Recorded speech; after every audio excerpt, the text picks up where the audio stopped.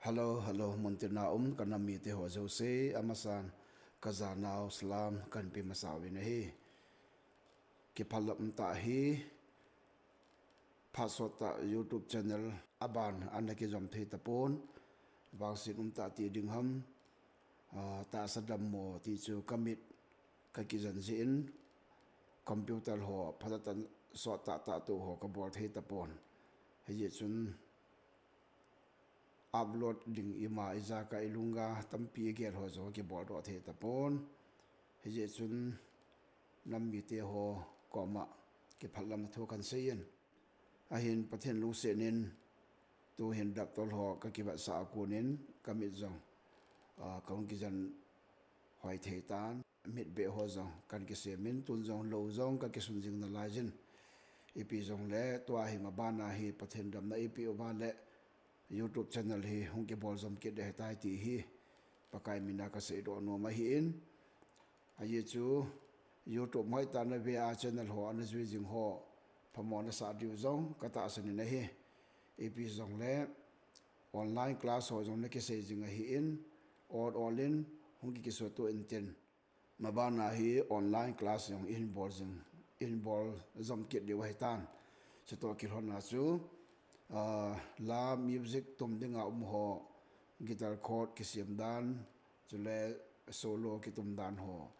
e bol thei kham kham e bol zom ki de wai tai ti hi kan se do a hi he chi ki kala hin to ma sang je ma zong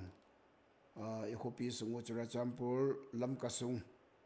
tui go hu zu je in biyang family le na is a office compound sunga music class na ki bon le studio na ki bon na chu khut khana tui hong le je in sung tui na chu min instrument tampi hi tui la ko na ki la do chule twa jong cable ho chule computer keyboard chule guitar effects ho ge hi tui ho lu je hin le bangena ki mang cha the nai pon servicing ka bor jing lai wa hi in ipi jong le tui jen class mun an chup lai ta ki thopi ulan naute nu la pa te zit la beya e ngai lu chang ho pal ho zo se ka ki pa mo mongin chule whatsapp message akona til ho na hin ho helang in mona e hu bila hu til ho hi helang chule ho bung le bala de Emmanuel Church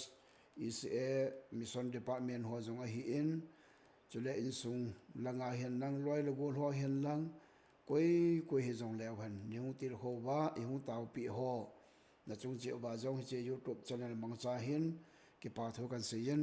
gam pa ma ko na in til ho chule in tau pi ho zo se chunga zong pakai mina ki pa tho kan se hi ma ban hi all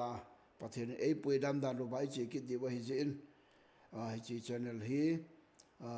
music class lampanga iman theiran dana iman zom ki di wa hi ji chun ulen naute muntina nom ho e hin to sot jing ho in til ho jing ho chule adi dia channel alabe jing ho mabana hi YouTube channel phatata a hapta si ani khu phat ki ka sungdung hichini aki bol de ti chu ki sei zo hi zong le mabana hi chi YouTube channel hi pathem jala bol jam the dinga im ta ji wa chu sot pi khat i khongai na chung wa ki phatlam na thu kan sei to YouTube channel apana music chung chang thu ho class ho hen lang iza kai ho e hung ki man khom ki di wa tai ti hi avela tim na kan ne na hin tin